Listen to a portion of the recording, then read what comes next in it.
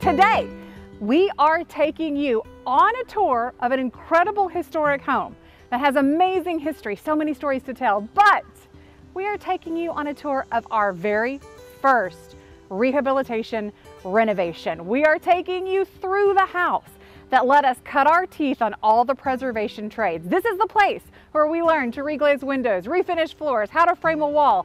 This is where that all happened. So I can't do that alone. I can't take you on this tour down memory lane, 12 years of blood, sweat, and tears by myself, because I certainly wasn't alone when I did it. So today we're gonna be joined by the guy that's usually behind the camera, doing the shooting, the editing, choosing that music that you either love or hate. I'm gonna be joined by my handsome husband, Kevin. Hey, it's fun, it's exciting. I'm excited to be here. Are you excited or nervous? Both. Yes. But this is gonna be fun. I mean, how nostalgic to go back into this house after 13 years. 13 years. And we made so many memories here. We lived there for 12 years, 12 right? years. We were married 3 years. Yeah. Bought this house. It was a rental property. And we learned a lot. We learned all the things One here. of the things we've mentioned to some of you before, that we were actually on HGTV on a show called If Walls Could Talk with this house. This one? And one of the things I say at the end was, I didn't even think I had a hammer before we bought this house, and now I've got all these tools and all these things that I can do. And so it's been a big part of our lives, for sure. This is our origin story. That's right. Whether you see us as heroes or villains, this is where it all started. So come on, let's go inside and take a look.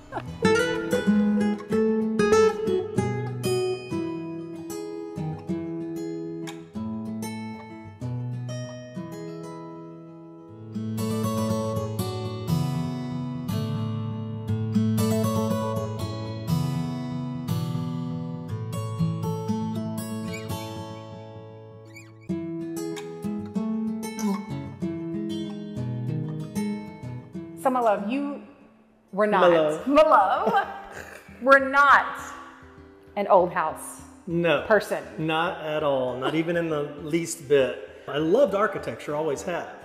And really, honestly, my favorite thing was Art Deco, but to me was less of an architectural style and more of a graphic design style, I guess, I don't know. We just have to broaden your horizons a little bit. Yes, our first house was built ground up, brand new house. And we were about to do that again with a new old house, right? You wanted something that looked old, but we already had our lot. We'd already done some plans, and then you came across this one, right? Look, I have to tell you, it all was part of a sneaky plan from the very beginning. Oh, I knew it was. Right? I mean, like, when we first married, all the furniture in our house was brand new, and I would like slowly sneak an antique into the corner. He could have been that surprised because he knew that my passion was historic architecture. Like, you couldn't have been that surprised. No. But I think I kind of lulled you into a false sense of security with the first house. Ladies, are you watching and learning right now from the master? But let's talk about the thing about this house that was crazy when I did come across it. Yeah. It is exactly the floor plan that we had drawn for our new house. We'd started getting quotes on the build. Which was gonna be? In 1999 was like $275,000, $300,000. Now extrapolate that out into modern money, okay? So that was, we had gotten a little antsy about budgeting, and my friend, Norma Jean, who I had sold real estate with, called me and said, hey, there's a house downtown for sale. You might want to drive by and take a look at it, because Norma Jean knew that I was an old house person. She did. So I drove by and took a look at it. It actually was a house that I used to walk by on my nightly walks with my mother. It was before the vinyl siding was put on. It was painted brown, but I had always loved it. So do you remember the day I called you? I remember coming here. I remember thinking, oh, she's trying to trick me now.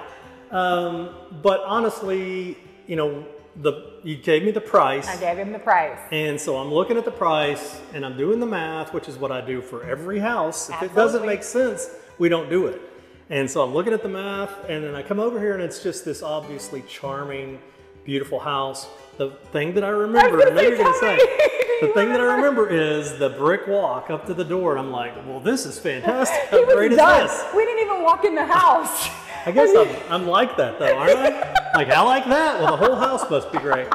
I don't know, but that was it, man. And we walked in and just, I mean, it had fantastic Underneath, we could see then. We already knew, right? What's good in a house and what's not good in a house. I don't know that you knew. I will say, I think you may have romanticized your initial reaction to the interior a little bit because it was really bad. But before we get into how bad it was, why don't we walk them room to room and show them before, talk a little bit about our impressions when we walked in and saw it, what it looked like when we moved out, and what it looks like today and what you'll be able to buy when it comes on the market at the end of this week, probably. Sound good? Sounds good. Okay. Let's go. We love that we just keep getting testimonials from you who've bought the Miracle Sheets from watching these commercials, telling us how much you love them. I can tell you that they stay soft and keep me cool all day long, but when you message me and confirm, yes, these are great, I sleep all night, they keep me so cool, they stay soft after I wash them, that's a better testimony than I could ever give you. Miracle Made sheets are inspired by NASA and use silver-infused fabrics that are temperature regulating so you can sleep at the perfect temperature all night long. Miracle sheets are self-cleaning. Their sheets are infused with silver that prevent up to 99.7% of bacterial growth, leaving them to stay cleaner and fresh 3 times longer than other sheets. No more gross odors. They're self-cooling. The silver-infused fabrics inspired by NASA are thermoregulated and designed to keep you at the perfect temperature all night long, no matter the weather. So, you get better sleep every night. They're designed for your skin. Stop sleeping on gross bacteria. Bacteria that can clog your pores, cause breakout and acne. Sleep clean with Miracle. Go to trymiracle.com/restore to try Miracle Made sheets today. And whether you're buying them for yourself or as a gift for a loved one, if you order today, you can save over 40%. And if you use our promo code RESTORE at checkout, you'll get 3 free towels and save an extra 20%. Miracle is so confident in their product, it's backed by a 30-day money-back guarantee. So if you aren't 100% satisfied, you'll get a full refund. Upgrade your sleep with Miracle Made. Go to trymiracle.com/restore and use the code RESTORE to claim your 3-piece towel set and save over 40%. Again, that's trymiracle.com/restore.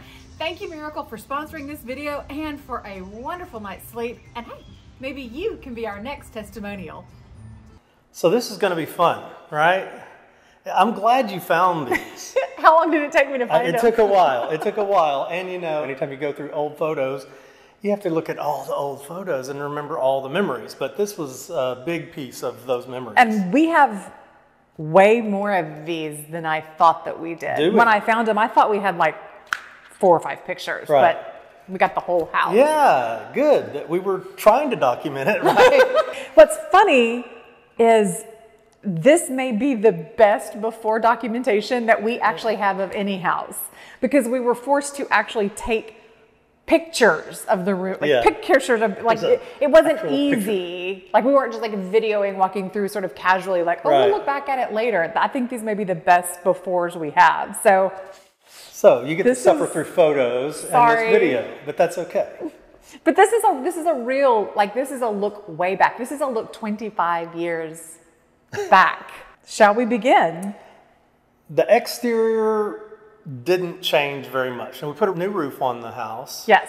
And we did take all this weird, there was vinyl siding cladding over the side lights and transom. Which, why? Why? And it's beautifully paneled. The mail still comes in the front door slot. And I got a bee in my bonnet one day and I was like, I'm going to take this off. And it ended up being a much harder project than I thought it was going to be. I don't remember this at all. Because I did it. Was I helpful? By myself. I sanded the front door, sanded all of it, but it is beautifully paneled. And that is the one thing going back, because the one thing we had not done when we had this property was we had not taken off vinyl siding. Yeah, and that's one thing that we would have done like right away. Yeah, if we bought it now. Because we did it at Scotty, and we're like, this isn't nearly as bad as It took us a while to get our courage up to do it there too. It took us, so we've been there 13 years, it took us 9 years. Yeah. To get our courage up to do it there. It was kind of scary, and it was a big project, but we were very glad we did it. But do you remember, so the front yard, Do you remember? Dirt. It looks like it was dirt. No, not really. Okay, you don't remember the first time you came to see it that the renter was mowing the dirt on his riding lawnmower? And the just dirt clouds everywhere. Yes. We were like, well, we've got some good renters in here because he's mowing his dirt. Mowing the dirt. Yep. But we did do actually a lot of landscaping. We put in a sprinkler system, so we did have some grass. But we kept our beautiful trees, which is one of the reasons we bought the house. Yeah, and often with these old houses, you have to decide, do I want really pretty grass or do I want magnificent trees? And for us, it's always trees. Trees. We'll take the trees and no grass. And I want magnificent grass badly, but the trees always outweigh the grass, always. And there it is. There it is, the brick walk. The brick path that sold it to Kevin. Kevin's easy, isn't he? Before we even walked in the door. Yeah. Like you can look and see the paint was peeling on the front door. I don't remember that. But I do know that we changed it.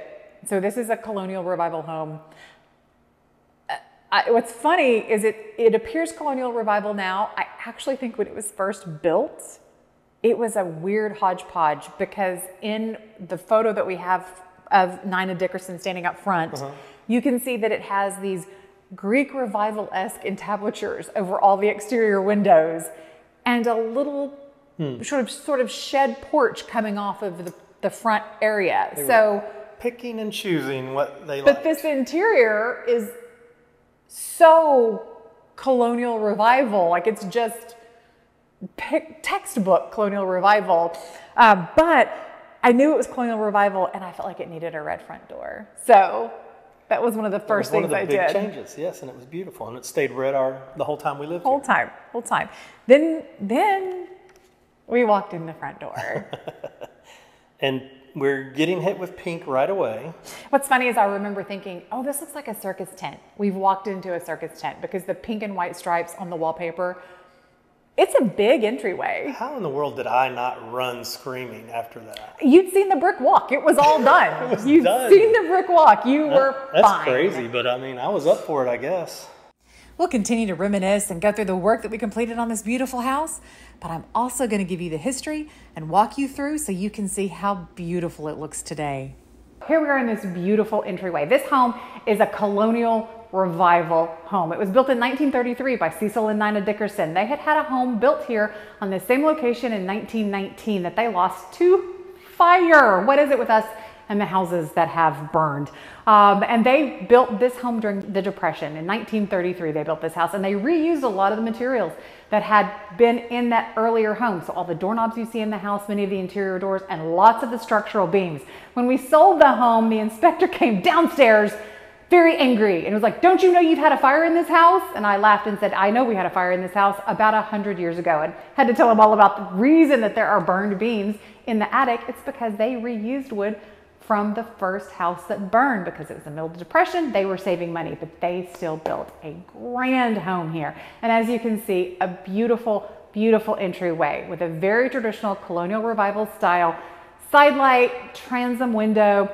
One of the things Kevin and I always struggled with this house is the fact that the ceilings are 8 feet and 3/4 inches. We like a high ceiling. So we did this beautiful creamy cucumber color on the ceiling to lift the eye up, make it feel larger, like a higher space when you walk in. This little chandelier has been hanging there since 1933. This is the original handrail and banister. Now, when we left, this wood, which is a gorgeous mahogany, was stained a deep, dark mahogany. This has just been painted over. You could take that paint right off again and stain it back to the mahogany. The floors underneath are all white oak, so they are hardwood floors and they are in beautiful condition. Then we have these gorgeous open colonnades that lead us into one of the largest living rooms you've ever seen. So let's go take a look at that space. In the living room. The living room, that pink carpet.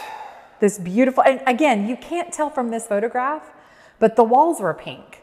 So the carpet was so pink and the walls were then like lighter pink. And then you see the shades are pulled up, the shades were pink. And the marble, oh look, oh, I forgot about this. Oh, the marble was The marble's pink. And it's faux marble. It's like, yeah, it's not even a real plastic 80s, like a plastic 80s sink. And remember they had taped off the chimney. Instead of capping the chimney and repairing the chimney, they had just taped cardboard. But let's talk about what's fantastic in this photo. Let's talk about what we saw. Yeah, we've got your original windows there. You know, this area, the mantle and then the surround of the mantle were just gorgeous. Still are, haven't changed a bit. Those skinny little French doors. The two little tiny baby sets of French doors with their original wavy glass. Every doorknob in this house is a mercury glass doorknob. They all match. They're all original. The wainscoting, I mean, all of the important stuff was just perfect. And so I'm very proud of us that we could see the good stuff even then. Yeah. We know so much more now that we can walk into a house with holes in the floor and still go, this is fantastic. Let me tell you why. But this is big. For you especially. Now, I had been, before we married, I had been looking for a historic home for a long time. So I had walked into way worse than this, way worse, and been like, oh, there's 10,000 bats in the attic. No big deal. But then I fell in love with the new house dude and knew it was going to take a while to kind of get him on board. On board, I like the way you say that. I had to onboard him. There was an onboarding process. It took about 3 years. It was a long one. He made it through his probationary period. And so I was really proud of him. You know what, though? I think it was the price tag. Oh, yeah. Well, that was a big part of it, sure. For you, for the dollars guy. And, you know, how much money did we spend? And what would it take, 3 months to work on this before we moved in? Yeah. I mean, how much did we spend? It wasn't more than a couple $1,000s, probably. Paint. We did all the work ourselves. We refinished the floors. We had to rent some equipment. Yeah. I probably had to buy some tools.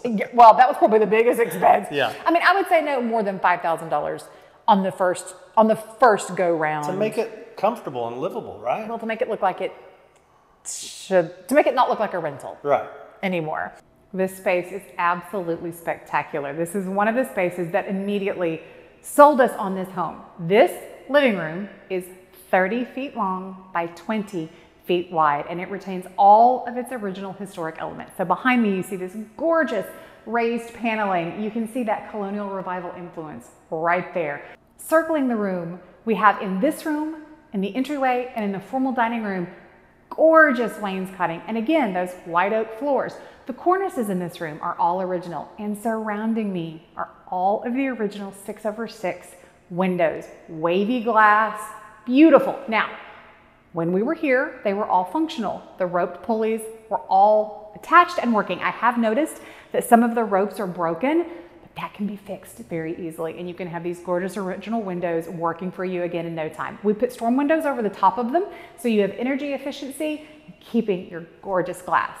Now, I want you to see this. These were always my favorite features in this room. Look at these absolutely spectacular teeny-tiny French doors on either side of your gorgeous mantelpiece. They function with these brass original pull-down locks. They have their beautiful mercury glass doorknobs, and they open onto a sunroom. One of the things about this house that's really fascinating is that it was built on the original footprint of the house that burned before.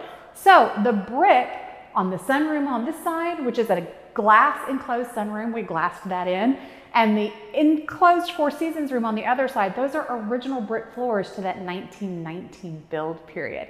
So one of the things we were so excited about, while we were looking at the house and the realtor said we could, we pulled the carpet up in the corner, just a sneaky peek to see if there was wood underneath the carpet. And there was, but then when we bought the house, you can also see where the return was that we had to go in and fill with the new wood we had milled. We had wood milled and feather it in. Now, but I don't know if you remember this, we didn't do this in the first pass. Oh, did we just stain over? No, we put a big piece of furniture there. Because we were like, we're going to deal with that later. Okay, that's a later day. That. Yeah, okay. Yeah. We did not do this first. We had more to learn before we took on. That's not an easy job, especially with these thin planks. No, it's not. We had a lot to learn still. I can't stress enough the difference between book learning about historic preservation and how to identify a home and what period it's from and what are the rules with the Secretary of the Interior, and then hands-on trades. Those are two different jobs and two different schools of learning. And especially with older homes, I think more so than new homes, you have to be a problem solver. Yes. Sometimes you've got to think outside the box. You got to put a big piece of furniture over it. And so you can solve the problem. So you can solve the problem, But the more obvious problem, which this picture does not accurately capture. Does not do it justice. I almost want to doctor that up in Photoshop. You should definitely doctor it up. Edit this out and doctor this up in Photoshop. Because this does not show how much paint there was on the floor. And to refinish them, so you never know with a historic tongue and groove floor how much floor you have left, right? You don't know how many more sands you have. So we didn't want to just come in here rip it down, which would have required. So we spent hours on the floor with stripper and steel wool, cleaning the paint. I brought in a sander, but I'm sure I was a very high grit. But that was after. You see, again, he don't remember many things.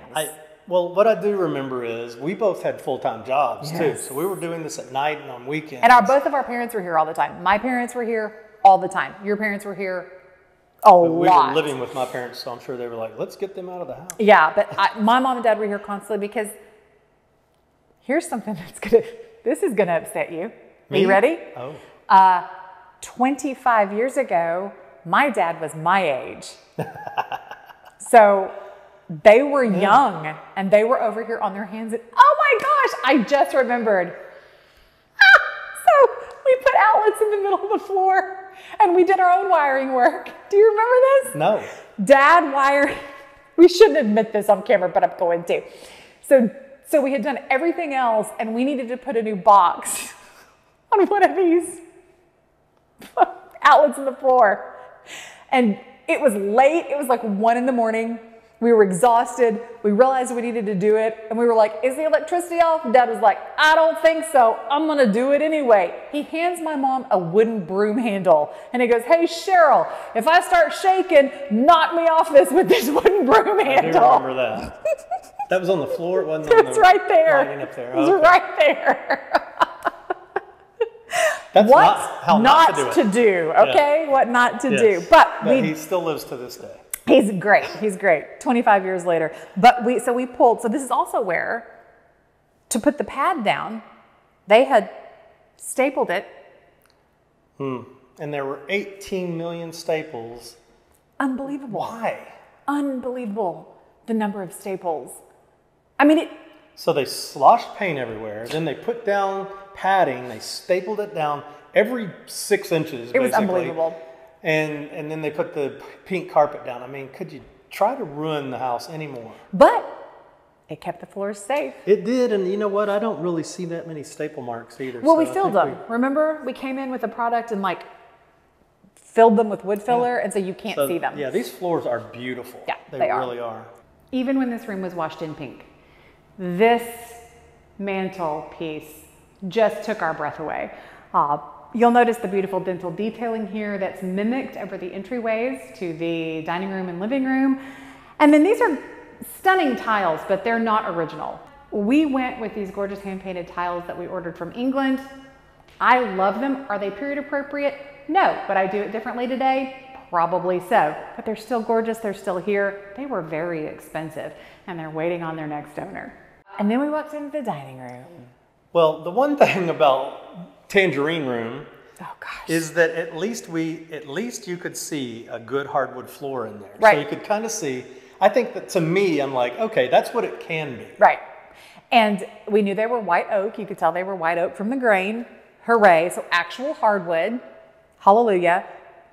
But there is no more shocking transition of color from circus tint pink to literal tangerine orange. It was tangerine. And then you cannot see in the picture, and it makes me so angry, right under this beautiful original Cove mold, they had put this tiny little country blue border, wallpaper border with hearts all around the room, and then tied it together with the drapery. So you see there's blue and tangerine in the drapes. So it tied the colors together. Love it, love it. Now that was wallpaper, right? It wasn't paint. I don't remember. I just remember I think the it was color. wallpaper. I just remember so much color. And the visceral reaction I had to the like, this is the worst color I've ever seen in my life. But the chandelier, gorgeous. The floor is gorgeous. The wainscoting, beautiful. Cove mold. Cove mold is gorgeous. Yeah, love that molding. It's still beautiful. So this is also the first time we cut our teeth on reglazing windows. These windows, they did not have storms over them when we bought the house. We were the ones who installed the storms. We loved the original windows with the wavy glass. These beautiful coved cornices are all extant to the original build period of the house. This is a china cabinet. And inside this china cabinet, you can see the Pepto-Bismol pink carpet that was on the entire first floor of this house and running up the stairs. I love that that's still here. It's just a little piece of the history. On the walls, we have 2 of the original sconces from the build period. But this little detail in the floor is one of my favorite things in this entire house. So this little lady, this little brass doodad here in the middle of the dining room floor. What is that? I'm sure if you've watched us for any length of time, you know exactly what it is. Or if you're an old homeowner, you know what it is. But this is the remains of a call button. The Dickersons had live-in help. There's actually a maid's room upstairs. This is a button that would have been located under the dining room table so that when Mrs. Dickerson was hosting her formal dinner parties, which she did quite often as the wife of a prominent doctor here in Conway, Arkansas, she was ready to call for the next course or for a course to be cleared away. She could press this little button and the staff in the kitchen knew it was time to move the plates around. And then the kitchen. Well, in this photo, I mean, you can see the gorgeous original butler's pantry cabinet, which still looks fantastic.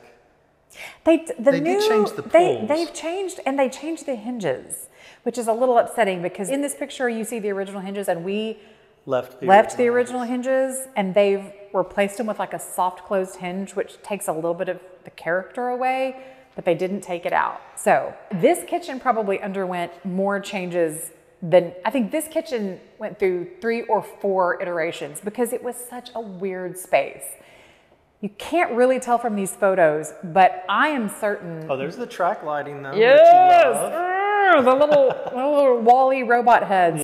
So once you pass through that original swinging door that still has its push plate on it from 1933, you come into this kitchen. Now, this kitchen changed 3 times while we lived in this house, and it's changed a little bit since we sold it.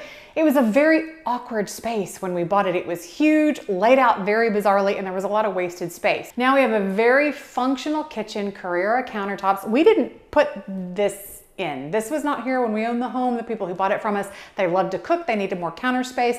But the kitchen that we designed was just a nice wrapped kitchen that had great flow. Let's talk about these floors. They look like the rest of the house. They match beautifully. They're 13 years old. When we pulled up the linoleum that was in this kitchen to start with, there was just plywood underneath the linoleum. So we did several iterations of flooring in this space. We did brick at one point to match the brick out there. That's not practical in a kitchen, let me go ahead and tell you. Then we had like half brick and half wood at one point because we thought wood in a wet space, we're not sure. And then when we decided to reconfigure and create the main primary suite on the first floor, we needed to borrow some space out of the kitchen to do that. We went ahead and did the full white oak floors, had them milled and put in. Loved the way they turned out. Absolutely gorgeous. And again, another beautiful French door that passes into that sunroom. This is a colonial revival, so you have a lot of symmetry in this house. You have one window that on one side, you have another on the opposite side. A door. Everything is in pairs. Everything is symmetrical. Everything matches. The floor plan, the layout, the architectural design of this house is absolutely spectacular. The Dickersons were doing the highest and best in 1933. And then the sunroom. So this was another room that we walked in and we're like, this is ugly, but marvelous. Marvelous. With all of the windows, had the great French doors, one leading to the dining room, one to the kitchen. And then of course you had the brick floors in that room and then also the porch on the other side of the house. This was paneling too, which we took down and drywalled. I remember like dealing with the paneling for a long time, trying to figure out what to do. And we finally were like, let's get rid of the paneling. And we built in a huge banquette window seat, because again, it was a space that we struggled with, like, what furniture do we put in here? Nothing really works. We put that banquette in and it was amazing. Biggest change in the house. Yes, and that one was one of the most satisfying rehabilitations we ever did. This is the family room that was added in the 60s, right? Yeah. Big picture window, and they had this built in, and the first thing we did was we pulled up the exterior pink carpet. The pink indoor-outdoor carpet. Yes. That was just glued down to plywood. Right, we pulled it up, and then we actually tiled all of that the first time. Kind of thinking it would be a family room where we could have the dogs and relax, and we could have a doggy door. They could go in and out. If they got the floor muddy, no big deal. Again, we did a lot of things when we first moved in just to make it livable. Not pink. Yeah. And livable. We had a 90-pound husky. Baby, she was 105 pounds. At her biggest, she was enormous. Well, she was a Malamuskie. Yes, she was, we think, half Malamute, half husky. Big girl. Big girl. And if you've ever had one, they are crazy. And so she would have done a lot of damage. And so we kind of made that partially her room. It was her room. But that's where we watch TV. Yeah. And that's where I watched 9/11. Is that where you watch 9/11? Sitting right there. Really? In fact, I moved from the couch to we had a trunk, I think, and I was sitting on it just watching. Because I was at the bank. I had gone to the bank that morning. And you'd called me and told me to turn on the TV. Yeah, that was crazy. I'm telling you, now we're revisiting history. A lot of life was lived in this house. Yeah. But in the third great rehabilitation, once we really cut our teeth and knew what we were doing, I felt like we'd really honed our skills. This is the space that we decided needed to become a main floor primary suite. Now let's talk about some foundation work. So we'd never done foundation work, but how hard can it be, right? Where the back of the original build was connecting to this portion, we were starting to get some dropping. So we just scuttled right underneath there. Just went under and fixed it. And learned, that's how Kevin learned how to replace a seal beam. I could scuttle much better back then. You were 25 years younger than you are now. Yeah. Scuttling was much more simple. But that's, you watch us on our other restoration videos, replacing seal beams, building piers, and you're like, where'd you learn to do that? Right here. There you go. This is where we learned to do it. And then this is also where a lot of our actual construction knowledge came in, because this project took a lot of reframing. Mm-hmm. So we had to take that space, like we said, from the kitchen. We had to frame in a shower. We had to frame in a potty closet. We put in pocket doors. We had to hang doors. We closed in this door to the kitchen. Mm-hmm. We built in that whole closet system and the closet wall. So I learned a lot of framing. We raised the ceilings. That was something we really wanted. Put in a coffered ceiling. And we wanted the ceilings in the primary suite were only 7 feet. And that is, for people who love high ceilings, a 7-foot ceiling is like, and he's 6'3". For people who are tall, it's a little claustrophobic. So we had to leave soffits for the heat and air. Air return on the back side, right. So we had to leave the soffits, but we raised what we could and did a beautiful coffered ceiling. I loved it. Yeah. Really honed some construction skills. This is actually also the place where we learned how stairs really work. Of course, again, I knew about risers and stringers and kick plates. I knew about all the pieces of a stairway. So we went to put the potty closet under the stairs, and we had to take some structure out. And when we took the structure out, it appeared that everything was going to be fine. It looked like all of that structure that we knew about was all still in place and all still good. And I remember walking up the stairs, because we were living upstairs while all this was going on.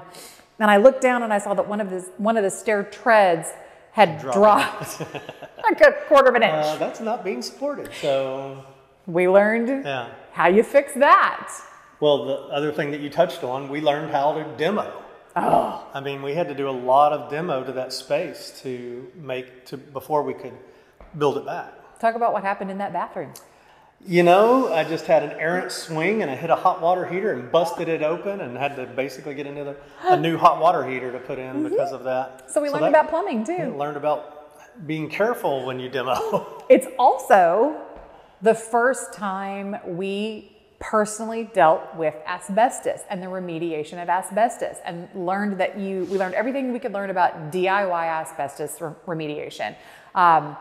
There was in the kitchen, there was in the corner where is now the pantry and microwave and refrigerator area, there was an asbestos chimney stack that had been wrapped in drywall, and we needed that to come out. So we learned how to seal off your space from the rest of the house, that you've got to keep it completely drenched wet. As you cut into it, you bag it, you double bag it, you label it, how you send it, you wear hazmat up, and then how you send it to the dump. So that was our first experience with really dangerous materials.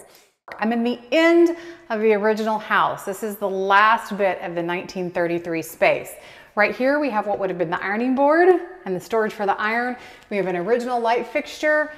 We know that when we bought the property, there had been some alteration to this space. There was this weird little bathroom right here that had the hot water heater and the tiniest shower I've ever seen in my life. Kevin couldn't even fit into it. So we took all of that space and reimagined its use into a primary suite. So as you can see, what started out as a 1960s addition with a plywood floor, with indoor-outdoor carpet, 7-foot ceilings, has been transformed into a beautiful primary suite. But you have to see our favorite main bath we've ever done. Come in here with me. Well, here we are. It's a huge main bath. We're aware of that. But we wanted a big space. This is all marble basket weave on the floor, completely appropriate to the 1933 original build date of this house. What I'm standing in right now was actually part of that strange little bathroom, part of a hall, and part of the kitchen. Where the commode is, as you can see, is under the stairs. So we borrowed some room under the stairs to do that. And then we have the shower in here that's also beautifully done in marble. But this is one of our favorite things we've ever done. We custom designed this piece, built-in vanity. We did not want a box store vanity to go in this house. And we wanted the Carrara marble to match the kitchen. When we were working with our marble contractor, he mentioned to us that he was doing some work at the famous Bathhouse Row in Hot Springs, where there is tons of marble in those bathhouses. And he was actually taking some of that historic marble out. And I said, oh, it would just be our dream to have some of that marble from historic Bathhouse Row. And he laughed and was like, yeah, right, that's ever gonna happen. Well, come to find out, he had just enough scraps of that original Bathhouse Row marble that all of these tops are marble from Hot Springs, Arkansas, turn of the century bathhouse. Now, you'll notice something interesting at this space. You don't see any outlets. I hate an exposed outlet in what is supposed to be a historic space. So the outlets are hidden right here in this little flip up drawer. Here's that weird staircase you were talking about. The weird staircase with more pink carpet all the way up. And I mean, the wood is all there. It's all pretty. Why did they work so hard to put that pink carpet down? Now I'm going to take you up the stairs and show you the 4 bedrooms and 2 bathrooms, maid's room and nursery that are up here, along with original shiplap. We were doing shiplap before shiplap was a thing. Come with me, let me show you. And then you get up to the 2nd floor. There is more pink. A pink bathroom. Yes, this one. So did we change out the whole? We did. Yeah, the whole. We pulled that out. Vanity. I remember that's I think one of my first experiences with electricity, working with changing out the lights there. Yeah. The sconces. And the floor was an absolute nightmare. So I pulled up. I hated the pink linoleum, obviously. Pulled up a corner and I could see that the original 1930s mint green hex tiles were under there. So pull up the linoleum to discover that to put down the linoleum, they had used this black mastic glue. And so that's back in the day before Smart Strip was really on the market, before Citrus Strip was on the market. So we had to go get that caustic burn your skin off acid. So I would literally suit up in full hazmat gear, big blue rubber gloves up to my arms, a mask, goggles, and I would pour that caustic stripper on that mastic. Razor blade it. And razor blade it off. And it's a small space, but when you're going a tiny inch at a time, I mean, how long did that take you? On your hands and knees, weeks. It took weeks because it was on my hands and knees. And it didn't seem to matter how like garbed up I was, still burns. I would still get it all over me. And I would have to stop and run water on me. And but it was so worth it. And we also, I think, had the tub reglazed. We tiled around the tub. It was a plastic, it was one of those weird just sheets of plastic. That was bad. So we put tile in. We did a lot of work on the cabinets. The cabinets in there are the originals. I don't remember that at all. But I spent days stripping layers and layers and layers of paint off, sanding. Probably downstairs while you were working upstairs. I'm sure. You're probably working on refinishing these floors, and I was upstairs. So that was monumental. And the fact that it looks like it does now, and I know a lot of you're going to be like, meh, but the fact that it looks like it could have been there in 1930 was huge for me. So this is that front bedroom. Upstairs, you can see they continued the blue theme. The wallpaper was literally falling off the walls in So this is every the one room. that we made our main bedroom at first. Okay. Yes. With this carpet. You know, at least it's not pink carpet. That's all I can It wasn't pink, but do you remember what had happened to all of the carpet upstairs? Had become one with the wood, basically, right? They just molded down and... The pad, yeah, it had just disintegrated, but like disintegrated into the wood. So getting it out, oh, the sanding. Do you remember the sanding? I don't remember sanding upstairs at all. I just remember sanding this room. Well, you probably don't remember because you've put it out of your head, because a ton of it we had to do on our hands and knees with a hand sand. Because of how deep it was in the wood, we had to hand sand. And some friends who came over brought their little, who is now 27 years old, their little baby boy, Jody and Laura came over and brought Walker, and the sander scared him to death. Scared him to death. They were like, we gotta go, he's scared of the sander. It's a pretty house, good luck. This is the little nursery room off of the main bedroom. Definitely was originally designed as a nursery. It has a window seat, but it connects to what would have been the main bedroom, and then it also connects to the hall.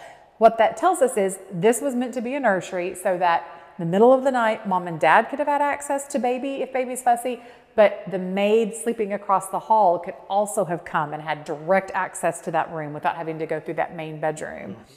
And we turned that into a closet space for that main suite because it didn't really have any functional purpose. Here is another pink room. Made love pink, I guess. I don't know. Is that pink carpet on the floor in there? I don't even remember that it was, but it is. It's carpeted. Sure is. Of course it is. There is a different wood upstairs, but it's also oak. But it's just a wider plank. Yes, it's a wider plank. Not quite as fancy. When we pulled up this carpet, we discovered that in the window, the boards ran a different direction and then all the rest of the floor. And then when one of the family members came and saw the house after we were done with it, she was like, oh yeah, there was a built-in bed here. This was Mary's bedroom. This was the maid's bedroom, her closet, her bed, right up here with the family. Now what's funny is I don't remember what we did with this room, like first. Initially, we probably just cleaned the floor up and left it that way. I honestly think we did. Well, I mean, some of the rooms, before we came in here, I was like, I don't even remember that bedroom at all. And I don't remember ever going into that room. It was more space than we needed. Yeah. Of course, we were young thinking we may have a big family with lots of children. This is before we knew we weren't going to have children. So we may have just pulled up the carpet and closed the door. This is the first bedroom after you come up the stairs and turn to the right. This was the maid's bedroom, but the walls were covered in paneling and I hated them, and I decided I was going to take down the paneling and put up drywall. Well, when I took down the paneling, I realized it had this beautiful nickel lap sheathing. underneath the paneling and decided this would be a gorgeous, just exposed wall covering. So I painted it and called it good. And then 15 years later, that decorator on that show that everybody knows on that one channel turned it into something really trendy, and now it's sort of out of fashion. But what I will tell you is this has been here since 1933, and every single wall in the original part of this house has this underneath the drywall.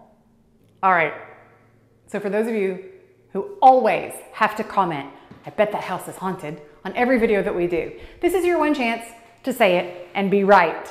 You have to go back, way back in our videos and watch our Ghost Tales video, because this is the room that I woke up and someone was standing in. It's also the room, I don't even know if I talk about it in the video, where we first moved into the house.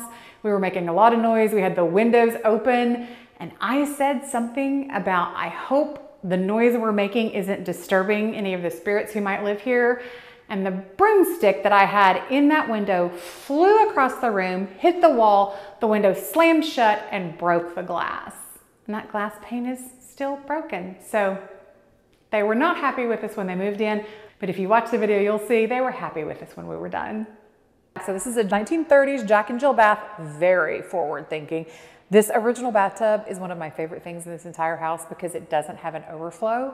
So you can fill that thing up to where you're just like nose out of the water, barely. But again, you can see the wallpaper is falling off the walls. There were some water issues in this room we had to deal with, but the original hex black tile was on the floor, the black doorknobs, and that magnificent original sink that's gone. I put some beadboard around that and we painted it. And then of course the wallpaper that's on the wall in there, it's a William and Morris paper, much more appropriate to the period of the home. We put that up. The mirror that we put up is still in there. Yeah, again, there's a lot of things still here that we did, hooray. So this is the bedroom behind the Jack and Jill bath. And you can kind of see in this picture, not great, but you can kind of see that as the pad came up, a ton of it stuck to the floor. Now this room wasn't used as much as the other rooms, so it probably wasn't as bad. It was the least bad of, but you can kind of get the... No, I do remember in this room particularly, for some reason, learning that you need to cut the carpet in smaller strips because it gets real heavy. We were trying to put it out the window as one roll, remember? Yeah, and we were just like, roll it up, and nope, that's never going to happen. That's not working. So yeah, cut it in small strips and throw it out. So this is the room directly across from the main bedroom, which for a while we used as a closet because again, we had all of this room for two people. Yes. But then by the time we sold the house, had transitioned it to a beautiful bedroom. And then the backyard. Yeah. That's it. So, it is a clean slate. And it's the house that's still got all of the character that it had. And now you can put your stamp on. Well, and the great thing about it too is we can look at you and say the foundation work's been done.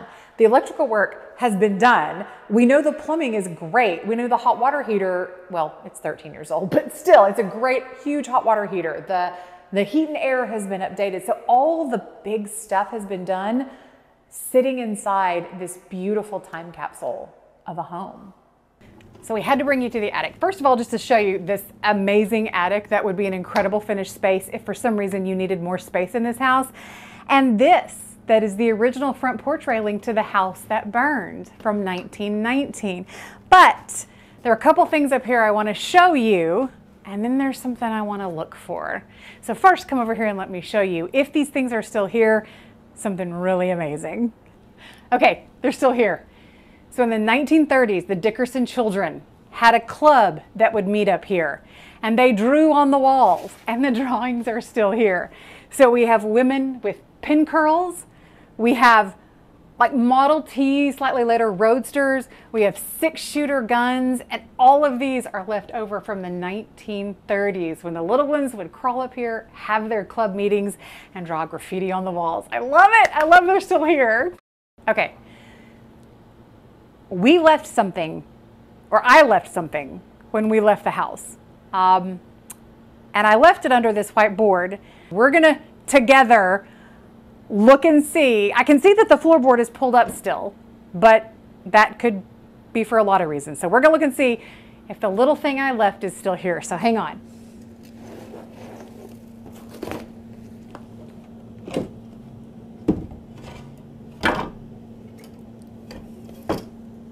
The thing I left is still here. Can you see it at all? Very dirty.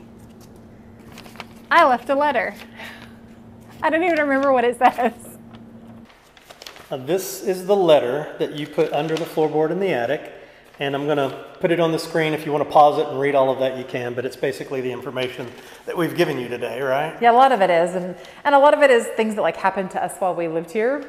I actually read it yesterday, and I was like, this is more what happened to me while we lived here, and less what happened to you while we lived here, but I'm the one who wrote it. And at the time, it's funny, your marriage grows in ways over time that you don't even really realize. Like, there's no way I would write a letter and hide it in the attic today and not tell Kevin. But I remember doing this and putting it in the attic and like not telling you. Like, you found out about the letter 5 days ago when I said we're gonna go back.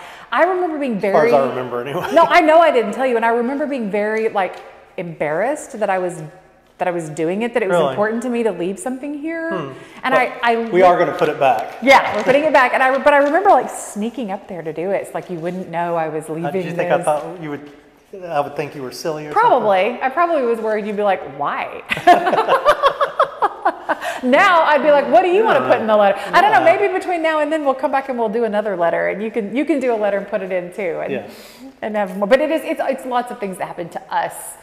It talks a lot about our marriage and things that happened to us. This is where we went through. This is the house where we went through our infertility journey, and so that's a big part of I think what's in the letter and what happened to us here. Probably part of the reason it was like, peace out, no problem leaving this one. See you later. Yeah. When traumatic things happen to us in houses, we got no problem leaving them. We sold the one in Florida because our dog died there. So it's true. It's true. This house has really important history to the city of Conway and to its story as a whole. The family that built this house were the Dickersons, Cecil and Nina Dickerson. And Cecil Dickerson was Dr. Dickerson, whose father had been the first doctor in Conway. Dr. Dickerson practiced at his office right around the corner, well into his 80s. He was a doctor forever, but he also practiced medicine in this house. While we lived here, we would have elderly people come knock on the door and say, we're so glad someone's working on this house. When I was 7 years old, I fell out of a tree. My mother brought me here. Dr. Dickerson set my arm. There was a room upstairs that he would do his doctoring in while he was here. So he's a fascinating, fascinating man. This is a picture of Dr. Dickerson at the side of the house, what is still the sunroom off of the main house. You can see when the house was built, there was a circle drive in the front that came around to the side, and he's standing by his car. It's a very cool car. But I love this picture. This is Nina and their two sons here in the house. These are the little Raskpelians that drew the pictures in the attic. But Nina was an amazing woman in her own right. She was a concert pianist. She played piano at Carnegie Hall and had the opportunity to go play with the Metropolitan Orchestra in New York City. But she was dating Cecil Dickerson and had to make the decision whether to go be a professional concert pianist or to come back and be a doctor's wife in Conway. And obviously she made the decision to come back and be the doctor's wife in Conway. She always had a piano in this room. Right there, right in that corner, in that corner of the room, and she taught piano lessons here for many, many, many years. But they were the first caretakers of this home. They're the ones who built this beautiful home during the height of the Depression. What I think makes this house different than, we show you a lot of historic homes, and you try to imagine and realize the history of the people that lived there and what they went through and how they lived their daily lives. This one is different because we lived here for 12 years and we are a part of this house's history, and we've given you some of that history today. All of the transitions that the house goes through and the events and the lives of the people that lived there.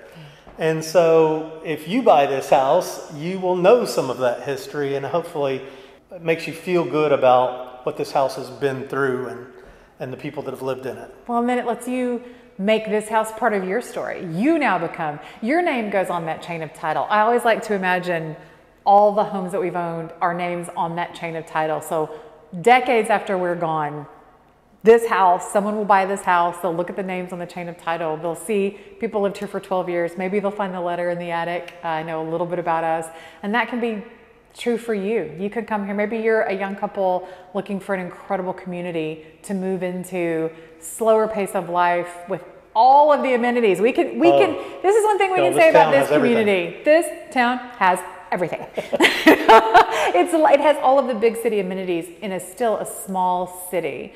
65,000 people live here, but we've got it all.